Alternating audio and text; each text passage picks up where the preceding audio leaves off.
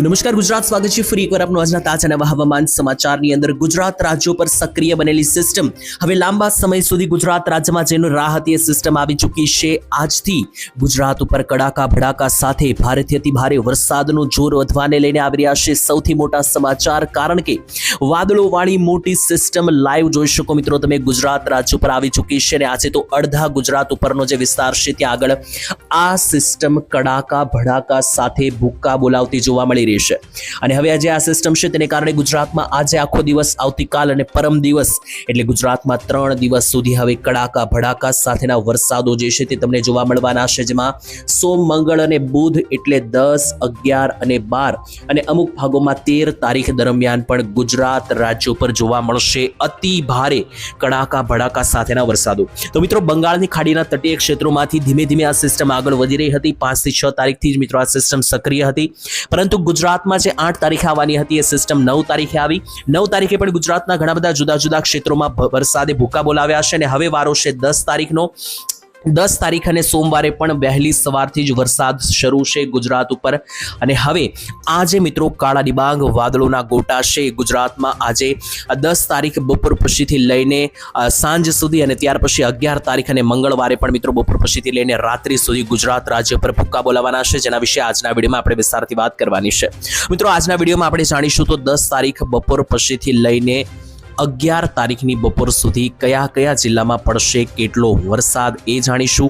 બીજા નંબરે સિસ્ટમ સરળ ગુજરાતી દેશી ભાષામાં હું તમને સમજાવી દઈશ, જેનાથી તમને ખ્યાલ આવે કે આ સિસ્ટમને કારણે કયા કયા ભાગોમાં વધારે અસર થઈ શકે તો કયા કયા ભાગોમાં આની કોઈ વધારે અસર જોવા નહીં મળે। ખાસ મિત્રો જણાવી દઈએ 70% ગુજરાતના વિસ્તારમાં આ સિસ્ટમને કારણે ગુજરાતમાં તબાહી મચાવનારા વરસાદો પડવાના છે। અમુક ભાગો જે છે ત્યાં તો મિત્રો 5 થી લઈને 10 ઇંચ સુધીના વરસાદો છૂટા છવાયા રેન્જમાં જોવા મળવાના છે, તો એના વિશે વિસ્તારથી તમને સમજાવીશ। સાથે ત્રીજા નંબરે અંબાલાલ પટેલે આપી દીધી છે નવી આગાહી, વાવાઝોડાની પણ એક આગાહી છે અને સાથે હવામાન વિભાગે ઓરેન્જ એલર્ટ પણ જાહેર કરી દીધું છે। અત્યારે હાલ સ્થિતિ એકદમ દયનીય છે, ગુજરાત ઉપર સિસ્ટમ પસાર થવાની છે અને મિત્રો તમે આજે કાળા ડિબાંગ વાદળોના ગોટા જોવો છો। આ જે ગોટા છે ગુજરાતમાં 11 તારીખ રાત્રિથી લઈને આખા ગુજરાતમાં ફેલાઈ જવાના છે, જેની શરૂઆત 10 તારીખે થઈ ગઈ છે। તો 10 તારીખ બપોર પછીથી લઈને રાત્રિ સુધી જે જોર વધવાનું છે, ચાલો એના વિશે એક પછી એક વિસ્તારથી સમજવાની શરૂઆત કરીએ। સૌથી પહેલા મિત્રો જે ફોટા અને વિડીયો આવી રહ્યા છે આપણી પાસે, જાણીએ કે એ આપણે શું જણાવી રહ્યા છે। તો ફોટા અને વિડીયોની અંદર તો સૌથી પહેલા મિત્રો આપણે હવામાન વિભાગનું જ એલર્ટ જોઈ લઈએ કે જેનાથી તમને ખ્યાલ આવે તો જોઈ લો। હવામાન વિભાગે અત્યારે નવકાસ્ટ અનુસાર અડધા ગુજરાતમાં આપી દીધું છે યલો એલર્ટ, તો 25% ભાગોમાં છે ઓરેન્જ એલર્ટ। જ્યાં પણ છે ઓરેન્જ એલર્ટ ત્યાં મિત્રો તમને 5 ઇંચ સુધીના વરસાદો પડતા જોવા મળી શકે અને જ્યાં યલો એલર્ટ છે ત્યાં મિત્રો તમને 3 થી લઈને 2 ઇંચ સુધીના છૂટાછવાયા વરસાદો જોવા મળી શકે।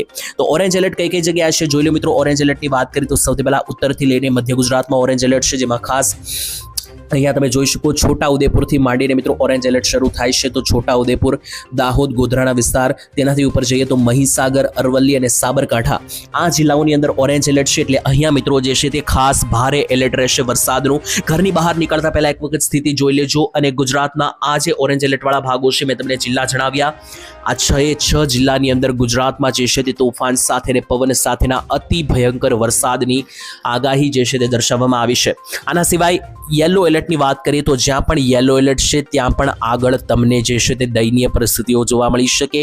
યલો એલર્ટ વાળા ભાગોમાં 2 થી 3 ઇંચના છૂટા છવાયા અતિ ભારે મધ્યમથી ભારે વરસાદની આગાહી છે।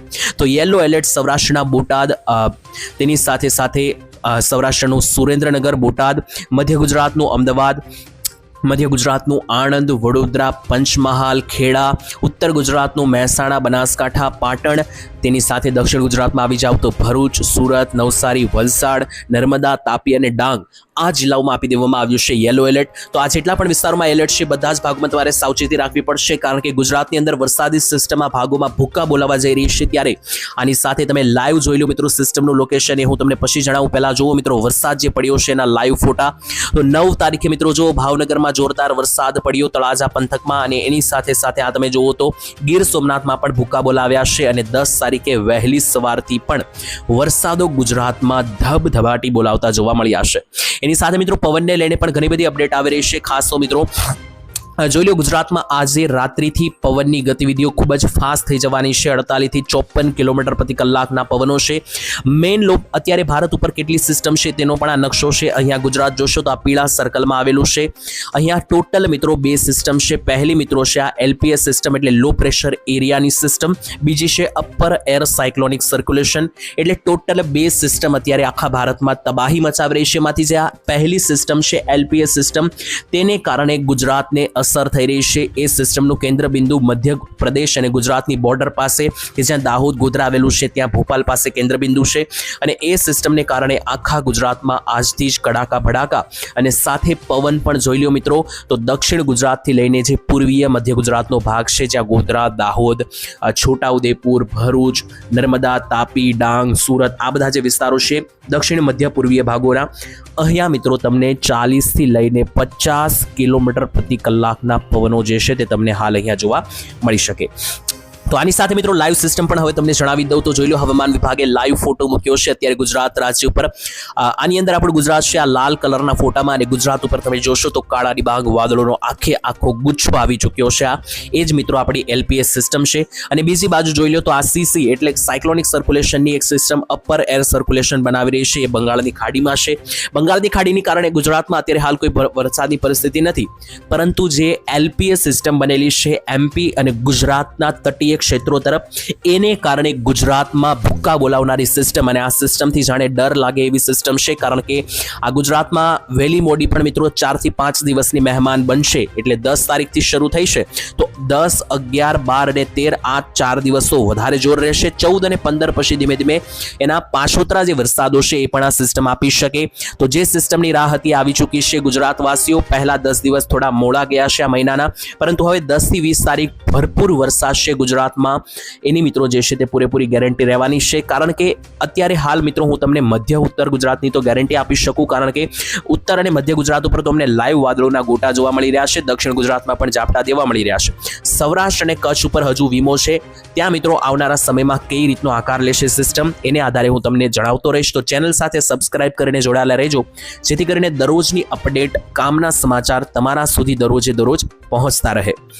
તો હવે અહીંયા મિત્રો જોઈ લઈએ તો ખાસ કરીને વરસાદની મિત્રો એક ગામના નામને આધારે વાત કરી અને માહિતી મેળવીએ તો જોઈ લો 10 તારીખની રેન્જમાં સિસ્ટમ ગુજરાત ઉપર ઘૂસતી જોવા મળી રહી છે. 11 તારીખે તો વધારે જોર વધશે. 11 અને 12 તારીખે સૌરાષ્ટ્રમાં જોર વધવાનું છે, અને 10, 11 તારીખે તો આખા ગુજરાતમાં જોર રહેવાનું છે. હવે હું તમને અહીંયા લાઈવ લોકેશન જણાવું, બધી જ માહિતી જણાવું તેને પહેલા જોઈ લો સિસ્ટમનું જે કેન્દ્ર બિંદુ છે એ પૂર્વીય મધ્ય ભાગો તરફ છે. એટલે ગોધરા, દાહોદ, અરવલ્લી, મહીસાગર આ 4 જિલ્લા ઉપર તો ખૂબ જ વધારે ખતરો છે, હાઈ એલર્ટ છે. કારણ કે આ ભાગો ઉપર જ વધારે સિસ્ટમના વાદળો ઘેરાયેલા છે. એમાં પણ ખાસ જે ગોધરાનો વિસ્તાર છે, પછી આ દાહોદ હોય, લુણાવાડા હોય, બાલાસિનોર હોય કે પછી ઉપર જુઓ તો મહીસાગર, અરવલ્લી, મોડાસા આ બધા જે વિસ્તારો છે ત્યાં ગુજરાતમાં કડાકા ભડાકા સાથે તોફાની વરસાદો તાંડવ મચાવતા જોવા મળશે. મધ્ય ગુજરાતના અન્ય ક્ષેત્રોમાં પણ તમે જોઈ શકો છો અમદાવાદ બાજુનો એરિયા છે ત્યાં પણ ભયંકર વરસાદી સિસ્ટમ, જેમાં સાણંદ, બાપુનગર, અમદાવાદ, કલોલ, ગાંધીનગરથી લઈને વિરમગામ, લખતરના વિસ્તારો, નીચે આવે તો ખેડાના વિસ્તારોથી લઈને નીચે નડિયાદ, આણંદ, પેટલાદ, બાવળાના વિસ્તારોથી લઈને આણંદની આસપાસ મિત્રો જોઈ લો ખાસ ભયંકર અતિ ભારે લેવલના વરસાદો જોવા મળી રહ્યા છે. એની સાથે નીચે મિત્રો આવીએ તો જે અમદાવાદ લાગુની નીચે બોર્ડર છે, ખાસ વડોદરા બોર્ડર, બોડેલી, જંબુસર, વાઘોડિયા, છોટાઉદેપુર આ બધા જ વિસ્તારો પર વરસાદી સિસ્ટમ જે છે તે જોર વધારી રહી છે. અને આવનારી કલાકોમાં આજે રાત્રિ સુધીમાં કડાકા ભડાકા સાથેના વરસાદો આ ક્ષેત્રોમાં તમને પડતા જોવા મળી શકે. ઉત્તર ગુજરાતની પણ વાત કરી લઈએ તો ઉત્તર ગુજરાતમાં પણ આજે જોર વધી રહ્યું છે. ઉત્તર ગુજરાતમાં 11 તારીખે આવતીકાલે વધારે રહેશે વરસાદ. 11 તારીખ મંગળવાર સવારે જ મિત્રો જે છે તે 2 જિલ્લા ઉપર હાઈ એલર્ટ બની જશે, મહેસાણા અને સાબરકાંઠા સાથે અરવલ્લી. આ 3 જિલ્લા અને ઉપરથી બનાસકાંઠામાં પણ જોર વધવાનું છે. પરંતુ 10 તારીખે ધીમી ધારે શરૂઆત થશે ઉત્તર ગુજરાતમાં, ખાસ તો મહેસાણાની આસપાસના જે વિસ્તાર છે ત્યાં ઉપર વાવથરાદ, બનાસકાંઠા, સાબરકાંઠા અને અરવલ્લીમાં આજે શરૂઆત થશે. પાટણમાં આજે કોઈ વરસાદ રહેશે નહીં. આવતીકાલથી એટલે 11 તારીખ અને મંગળવારથી અહીંયા પણ જોર વધવા લાગશે. સૌરાષ્ટ્રમાં આવી જાવ ફટાફટ. 10 તારીખે સૌરાષ્ટ્રમાં કોઈ વધારે વરસાદ નથી, માત્ર 3 જિલ્લામાં છે. સુરેન્દ્રનગર, બોટાદ અને ભાવનગર જિલ્લાના તાલુકાઓમાં 10 તારીખ સોમવારે રાત્રિ સુધી વરસાદ પડશે. પરંતુ 11 તારીખે સારો એવો વરસાદ છે. સૌરાષ્ટ્રવાસીઓ તૈયાર થઈ જજો, કારણ કે 11 તારીખનો દિવસ મોટા ભાગના વિસ્તારોમાં સૌરાષ્ટ્રમાં વરસાદ છે. પછી મોરબી હોય, રાજકોટ, બોટાદ, સુરેન્દ્રનગર હોય, અમરેલી, જુનાગઢ, ગીર સોમનાથ આ બધા જિલ્લાઓમાં 11 તારીખે સારો વરસાદ છે, 12 તારીખ પણ સૌરાષ્ટ્ર માટે સારી રહેવાની છે. દક્ષિણ ગુજરાતની વાત કરી લઈએ તો દક્ષિણ ગુજરાતમાં 10 અને 11 તારીખ સેમ ટુ સેમ જ વરસાદ રહેવાનો છે, જેમાં ઉપરનો જે ક્ષેત્ર છે વડોદરા, ભરૂચ, તેની સાથે નર્મદા, આ બધા ભાગોમાં જોર વધારે રહેશે, જ્યારે નીચેના જે ભાગો છે સુરત, નવસારી, વલસાડ અને ડાંગ અને સાથે તાપી, આ ભાગોમાં મધ્યમ લેવલના છૂટાછવાયા વરસાદો પડી શકે. તો આ પ્રકારે સંપૂર્ણ માહિતી મેં તમને જણાવી આજના વિડીયોની અંદર. છેલ્લે એક ડિસ્ક્લેમર આપી દો, વિડીયોમાં જે પણ માહિતી મેળવી છે મિત્રો એ બધી ડેટાઓ અને આંકડાઓને આધારે છે, જેની કોઈ પણ પ્રકારે અમે જવાબદારી લેતા નથી. સાથે આ આગાહી છે તો આ સાચી પણ પડે અને ખોટી પણ પડી શકે, એની કોઈ પણ પ્રકારે મિત્રો જે છે તે આગાહી આ માનવી કે ના માનવી એ કમ્પ્લીટલી તમારા ઉપર રહેલું છે મિત્રો. અમે કોઈ પણ દબાણ તમારા ઉપર કરતા નથી કે ફોર્સ પણ કરતા નથી. તો આજ માટે મિત્રો આટલું જ રાખીએ છીએ. સિસ્ટમમાં કોઈ નવો ફેરફાર થશે તો આવનાર વિડીયોમાં નવી માહિતી સાથે મળીશું. ત્યાં સુધી ધન્યવાદ. જય માતાજી, જય દ્વારકાધીશ.